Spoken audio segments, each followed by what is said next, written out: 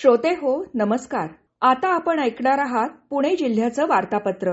महाराष्ट्र राज्य स्थापनेचा 66वा वर्धापन दिन पुणे जिल्ह्यात मोठ्या उत्साहात साजरा करण्यात आला. जिल्ह्याच्या मुख्य शासकीय कार्यक्रमात विभागीय आयुक्त डॉ. चंद्रकांत पुलकुंडवार यांनी राष्ट्रध्वज फडकावून राष्ट्रध्वजाला मानवंदना दिली. जिल्हाधिकारी कार्यालय आणि शनिवारवाडा इथं अप्पर जिल्हाधिकारी सतीश राऊत यांच्या हस्ते ध्वजारोहण करण्यात आलं. नगर विकास आणि परिवहन राज्यमंत्री माधुरी मिसाळ यांनी पोलीस कवायत मैदान इथं महाराष्ट्र दिनी ध्वजारोहण करून राष्ट्रध्वजाला मानवंदना दिली. महाराष्ट्र दिन आणि कामगार दिनानिमित्त शुभेच्छा देताना राज्यमंत्री मिसाळ यांनी राज्याच्या सामाजिक आणि ऐतिहासिक वारशाचा उल्लेख केला.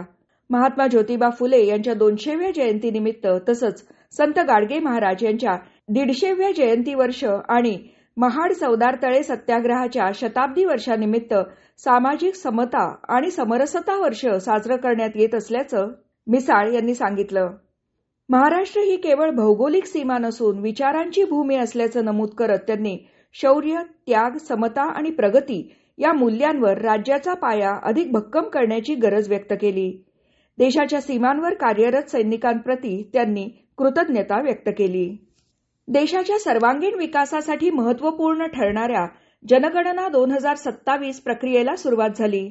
पुणे विभागीय आयुक्त डॉ. चंद्रकांत पुलकुंडवार यांनी ऑनलाईन पद्धतीनं स्वगणना पूर्ण करून जनगणना कार्यक्रमाचा औपचारिक प्रारंभ केला. देशाच्या नियोजनाचं लक्ष्य समोर ठेवून जनगणना पूर्ण करण्यासाठी आपला सहभाग नोंदवावा असं आवाहन विभागीय आयुक्तांनी केलं आहे. जनगणना 2027चा पहिला टप्पा स्वगणना 1 ते 15 मे या कालावधीत राबवण्यात आला. त्यानंतर 16 मे पासून घरोघरी जाऊन प्रत्यक्ष घर गणना करण्यास सुरुवात झाली आहे.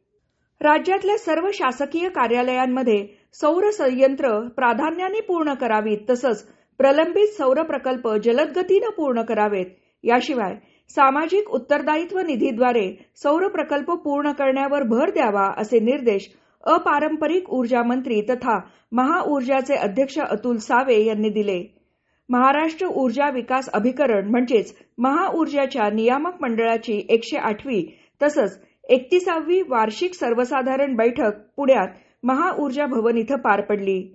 ग्रामीण भागातील पिण्याच्या पाण्याची समस्या लक्षात घेता जिल्हाधिकारी जितेंद्र डुडी यांनी 3,575 लाख रुपयांच्या पूरक टंचाई आराखड्यास मंजुरी दिली आहे अशी माहिती पाणी पुरवठा विभागाचे कार्यकारी अभियंता अमित पाथरवट यांनी दिली आहे. धर्मवीर छत्रपती संभाजी महाराज यांची जयंती सर्वत्र उत्साहात साजरी करण्यात आली. ऐतिहासिक किल्ले पुरंदर इथं आयोजित करण्यात आलेल्या जयतु शंभू या भव्य सांस्कृतिक कार्यक्रमाला नागरिकांचा उत्स्फूर्त प्रतिसाद लाभला.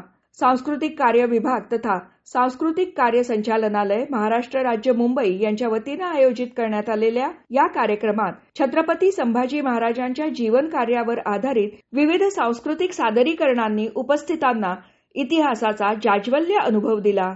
मर्दानी खेळांच्या थरारक सादरीकरणातून मराठी शौर्य परंपरेचं प्रभावी दर्शन घडलं.